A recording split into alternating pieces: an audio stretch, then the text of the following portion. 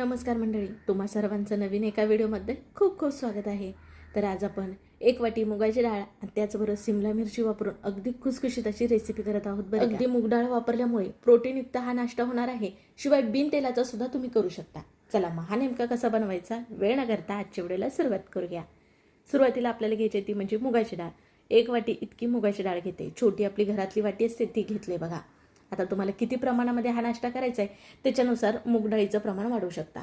मूग डाळीच्या ऐवजी तुम्ही हिरवे मूग घेऊ शकता किंवा हिरव्या मुगाची डाळ भेटते सालासकट बघा, ती घेतला तरी सुद्धा चालेल. आता एकदा पाणी घालून स्वच्छ हलकं चोळून धुवून घेतले आणि नंतर डाळ भिजण्या इतपत पाणी घातले बघा. आता याच्यावरती झाकण ठेवूयात. साधारण ही डाळ 1.5 ते 2 तासामध्ये भिजली जाते. 2 तासानंतर आता इथं पाहत आहे चांगल्या प्रकारे डाळ भिजले, फुलले बघा. अशी आपण तोडली ना तर लगेच ती तुटली जाते. आता ह्याच्यातलं एक्स्ट्राचं जे पाणी आहे ना ते पूर्णपणे निथळून काढायचं. पाणी ठेवायचं नाही बघा डाळीमध्ये. आता इथं घेतला छोटा मिक्सरचा जार आणि ही भिजवलेली डाळ ह्या मिक्सरच्या जारमध्ये काढून आपल्याला वाटून घ्यायची. पण पाणी वापरायचं नाही बरं का. जमेल तितकं पाणी न घालता ही डाळ वाटून घ्यायची आणि मस्त दरदरीत अशी वाटून घेतली बघा. अगदी बारीक पेस्ट सुद्धा केलेली नाही. वाटलेली डाळ आता आपण खाली दुसऱ्या एका भांड्यामध्ये काढून घेणार आहोत. अगदी तुम्ही ह्याच्यामध्ये हिरवी मिरची, अद्रक, लसूण सुद्धा घालून बारीक करून घेऊ शकता. आता हे बारीक केलं की नाही बाजूला ठेवूयात, कारण ह्याच्यामध्ये जे काही आपण साहित्य वापरणार आहोत ना ते इथं सुरुवातीला मी चिरून घेते भाज्यामध्ये. आता भाज्यांमध्ये इथं बघा सिमला मिरची आणि कांदाच मी घेतला आहे. सिमला मिरचीच्या पाठीमागचा भाग काढायचा, मधीतला बीचा भाग काढायचा आणि जमेल ती इतकी बारीक बारीक अशी सिमला मिरची चिरून घ्यायची आहे. आता भाज्यांमध्ये तुम्ही इथं का नाही कोबीसुद्धा बारीक चिरून वापरू शकता. शिवाय गाजर खिसून वापरू शकता, बीट खिसून वापरू शकता. अशा भाज्या तुम्ही तुमच्या आवडीनुसार घेऊ शकता. अगदी मटरसुद्धा उकडून तुम्ही ह्याच्यामध्ये वापरू शकता. सध्या तर मी आज फक्त सिमला मिरची आणि कांदाच वापरणार आहे. मस्त 2 सिमला मिरची घेतल्या, बारीक बारीक अशा चिरून घेतल्यात. अगदी तुम्हाला बारीक चिरायला जमत नसेल तर चॉपरमध्ये सिमला मिरची कांदा घालून तुम्ही बारीक चिरू शकता. अगदी छान एकसारखं चिरलं जातं बघा कमीत कमी वेळेमध्ये. आता इथं सिमला मिरची चिरून झाल्यानंतर 2 मध्यम आकाराचे कांदे घेतले, ह्याच्यावरचे सालं काढून घेतलेत आणि हा कांदा बारीक बारीक असा आपल्याला चिरून घ्यायचा आहे. अगदी तुम्हाला सांगितलं नाश्ता जास्त प्रमाणामध्ये असेल तर मग तुम्ही सिमला मिरची आणि कांद्याचं प्रमाण वाढवू शकता. आता बघा जी आपण डाळ भिजून वाटून काढली होती ना एका भांड्यामध्ये, त्याच्यामध्ये आपल्याला ही सिमला मिरची आणि हा बारीक चिरला कांदा घालून घ्यायचा आहे. आता याच्यामध्ये बारीक चिरलेली कोथिंबीर घालूयात. त्याचबरोबर अर्धी वाटी इतकं गव्हाचं पीठ, त्याचबरोबर पाऊण वाटी इतकं तांदळाचं पीठ घातलं. तांदळाचं पीठ नसेल तर ह्याच्याऐवजी तुम्ही ज्वारीचं पीठ, नाचणीचं पीठ वापरू शकता पाव वाटी. त्याचबरोबर इथं पाव वाटी इतका रवा वापरलेला आहे. रव्यामुळे छान क्रिस्पीपणा, कुरकुरीतपणा येतो म्हणून. 2 चमचे इतकं बेसन वापरलेलं आहे. खमंग छान खुसखुशीत पदार्थ होतो. त्याचबरोबर बारीक चिरलेली हिरवी मिरची घातलेली आहे.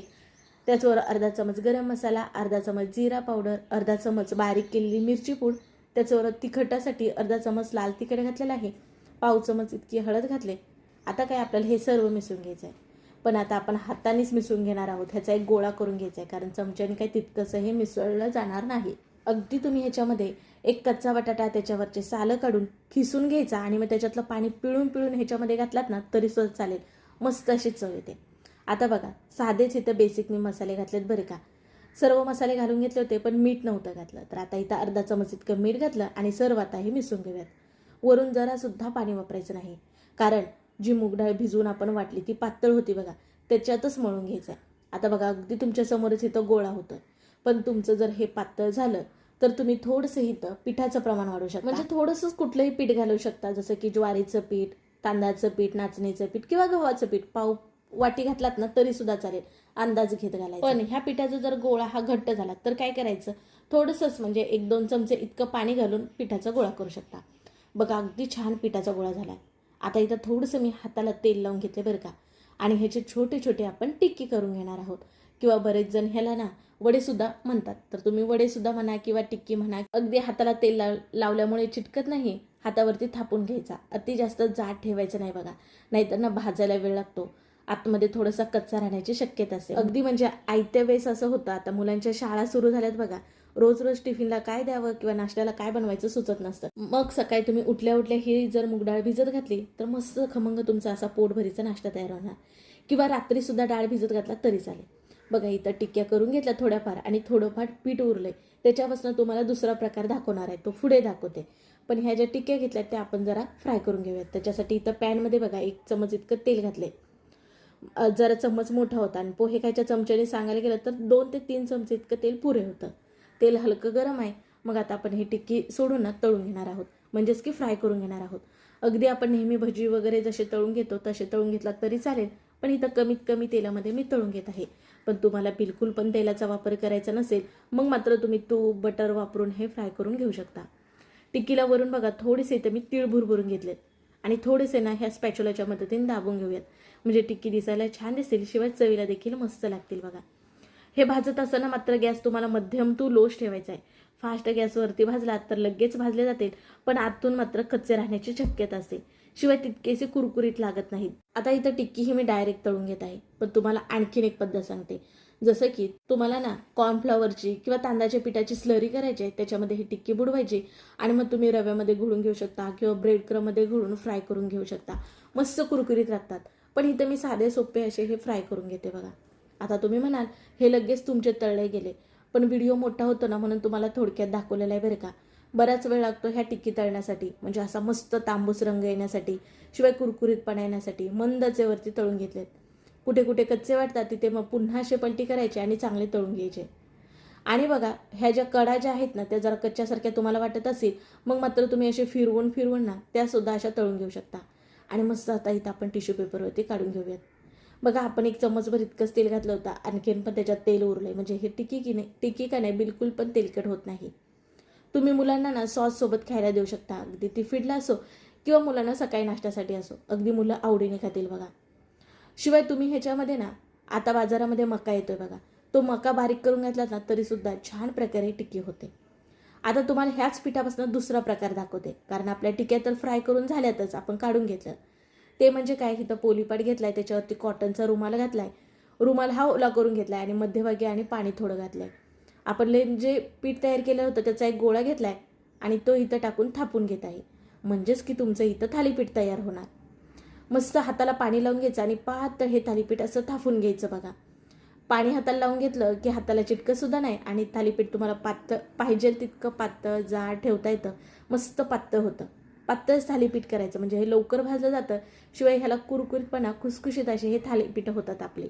जाड ठेवला तर जरा नरम होतात आणि शिवाय भाजायला पण वेळ लागतो. बघा वरून थोडेसे तीळ भुरभुरून जरा दाबून घेतलेत. आणि बघा ह्या सर्व ज्या टिक्क्या आहेत ना त्या आपल्या फ्राय करून झाल्यात, आपण काढून घेऊयात. आणि आता हे फ्राय होऊसपर्यंत का नाही थालीपीठ सुद्धा इथं थापून घेतलंय, तुम्हाला दाखवलंच. आता तेल वापरणार नाही थालीपीठसाठी, तर इथं वापरत आहे मी तूप. आता तूप लावून घेतलं तव्याला जरा आणि हे थालीपीठचा रुमाल उचलायचा आणि बघा असं पलटी करायचं. मस्त थालीपीठ आपलं चिटकून बसतं तव्याला. कडेने थोडंसं ना इथं तूप सोडून घेतलंय. बघा ह्याच्यावरती झाकण ठेवूयात, म्हणजे थालीपीठ चांगलं भाजलं जाईल, कारण ह्याच्यामध्ये कांदा सिमला मिरची आहे ते चांगल्या प्रकारे भाजायला हवं का नाही म्हणून. साधारण आता 1-2 मिनिटानंतर झाकण काढायचं, वरली बाजू सुकल्यासारखी वाटली का मग, आणि पलटी करून घ्यायचं. आणि वाव रंग बघा मस्त दोन्ही बाजूने असा तांबूस रंगपर्यंत भाजून घ्यायचा आहे आणि असं एखाद्या जाळीवरती काढायचं, म्हणजे वाफेमुळे खालून ओलसर होणार नाही. मस्त इथं थालीपीठ तुमचं तयार झालं. बघा मुलांना टिफिनला देऊ शकता किंवा सकाळच्या नाश्त्यासाठी सुद्धा अतिशय पौष्टिक असा तुमचा हा नाश्ता झाला, शिवाय प्रोटीनयुक्त. बरेच जण डाएट करत आहे का नाहीत, मग नेहमी मूग डाळीचा चिलाच कशाला करता, तर तुम्ही नक्की अशी टिक्की सुद्धा करू शकता. शिवाय तुम्ही ना असे थालीपीठ सुद्धा करू शकता, मी दाखवलेच. 2 थालीपीठं करून घेतले. त्याचबरोबर आता इथं बघा आपण केलेली ही टिक्की म्हणा किंवा तुम्ही ह्याला वडे म्हणा, मस्त खुसखुशीत झालेले आहेत. आणि तुम्हाला टिश्यू पेपर दाखवला, बिलकुल पण तेलकट होत नाहीत. शिवाय तुम्हाला सांगितलं तेलात नसेल फ्राय करायचे तर तुम्ही तुपामध्ये भाजून घेऊ शकता. आणि वाव बघू शकता इथं आपले हे थालीपीठ बघण्यावरच तुम्हाला समजत असेल, अगदी तोंडाला पाणी सुद्धा सुटलं असेल. रंग किती सुरेख आलाय. थालीपीठ किंवा धपाटे म्हणा, ह्याच्यासोबत दही आलंच. खमंग खुसखुशीत असा पोटभरीचा आपला सकाळचा प्रोटीनयुक्त नाश्ता तयार झाला. तुम्ही नक्की करून मला कमेंटमध्ये कळवा तुमच्या घरामध्ये आवडला का. अगदी आमच्या घरामध्ये तर हा नाश्ता खूप आवडतो बरं का. कसा वाटला व्हिडिओ ते सुद्धा कळवा. व्हिडिओ जरा सुद्धा आवडल्यास पटकन एक लाईक ठोका बघा, आणि व्हिडिओ शेअर करायला विसरू नका तुमच्या मित्र मैत्रिणी परिवारामध्ये. आणि असेच नवनवीन व्हिडिओ पाहण्यासाठी चॅनलला सबस्क्राईब करा. चला मग पुन्हा भेटू नवीन रेसिपीमध्ये.